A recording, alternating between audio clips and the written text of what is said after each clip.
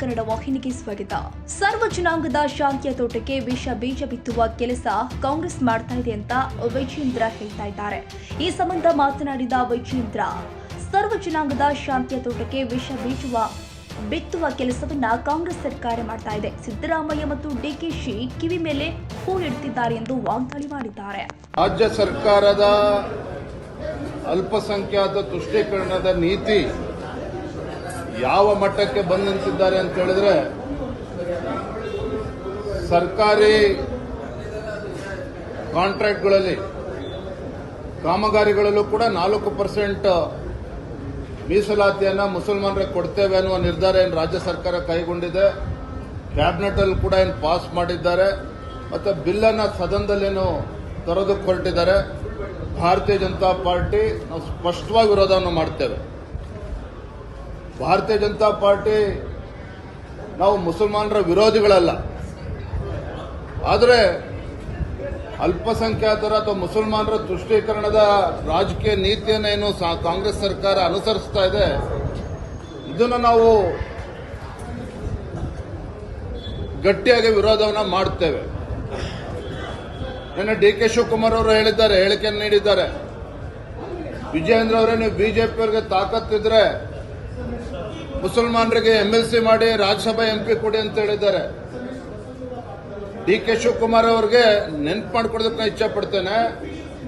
It is ಭಾರತೀಯ Janata party ಸರ್ಕಾರ, BJP ಸರ್ಕಾರ ಇದ್ದಾಗ ಡಾಕ್ಟರ್ ಅಬ್ದುಲ್ ಕಲಾಂ ಅವ್ರನ್ನ ರಾಷ್ಟ್ರಪತಿಗಳನ್ನಾಗ ನಾವು ಮಾಡಿದ್ವಿ.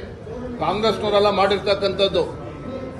ಬಿಜೆಪಿ ಸರ್ಕಾರ ಬಂದ ಮೇಲೆ ನಜ್ಮಾ ಹೆಪ್ತುಲ್ಲಾ ರಾಜ್ಯಪಾಲರನ್ನಾಗ ಆಯ್ಕೆ ಮಾಡಿದ್ವಿ. ನರೇಂದ್ರ ಮೋದಿಜಿ ಸರ್ಕಾರ ಬಂದ ಮೇಲೆ ಜಸ್ಟಿಸ್ ಅಬ್ದುಲ್ ನಜೀರ್ ಅಂತ ಮಹಾನ್ ವ್ಯಕ್ತಿಗಳನ್ನ ರಾಜ್ಯಪಾಲರನ್ನಾಗಿ ಆಯ್ಕೆ ಮಾಡಿದ್ರು. ಮೊಹಮ್ಮದ್ ಆರಿಫ್ ಖಾನ್ ಅವ್ರನ್ನ ರಾಜ್ಯಪಾಲರನ್ನಾಗಿ ಆಯ್ಕೆ ಮಾಡಿದ್ರು. ಉಸ್ತಾದ್ ಬಿಸ್ಮಿಲ್ಲಾ ಖಾನ್ ಅವರಿಗೆ ಭಾರತ ರತ್ನ ಅಂತಕ್ಕಂಥ ಉತ್ಕೃಷ್ಟ ಗೌರವವನ್ನ ಕೊಟ್ಟಿರ್ತಕ್ಕಂಥದ್ದು ಕಾಂಗ್ರೆಸ್ನವರಲ್ಲ, ನರೇಂದ್ರ ಮೋದಿಜಿ ಸರ್ಕಾರ ನೀಡಿರ್ತಕ್ಕಂಥದ್ದು.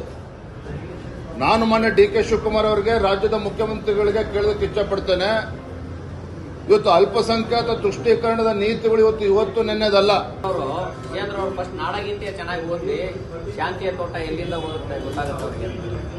ಡಿ.ಕೆ. ಶಿವಕುಮಾರ್ ಅವರು ಹಿರಿಯರಿದ್ದಾರೆ. ಕುವೆಂಪುರ ನಾಡಗೀತೆಯನ್ನ ನೆನಪು ಮಾಡಿಕೊಟ್ಟಿದ್ದಾರೆ.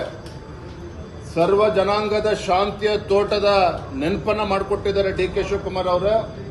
ನಾನು ತಮ್ಮ ಮೂಲಕ ಡಿ.ಕೆ. ಶಿವಕುಮಾರ್ ಅವರು ಹೇಳಕ್ಕೆ ಇಚ್ಛಪಡ್ತೇನೆ, ಇವತ್ತು ನಮ್ಮ ರಾಜ್ಯದಲ್ಲಿ ಸರ್ವ ಜನಾಂಗದ ಶಾಂತಿಯ ತೋಟಕ್ಕೆ ವಿಷ ಬೀಜವನ್ನ ಬಿತ್ತಕ್ಕಂಥ ಕೆಲಸ ಯಾರು ಮಾಡ್ತಾ ಇದ್ದಾರೆ ಅಂತ ಹೇಳಿದ್ರೆ ನಿಮ್ಮ ಕಾಂಗ್ರೆಸ್ ಸರ್ಕಾರ ಮಾಡ್ತಾ ಇದೆ, ಭಾರತೀಯ ಜನತಾ ಪಾರ್ಟಿ ಅಲ್ಲ.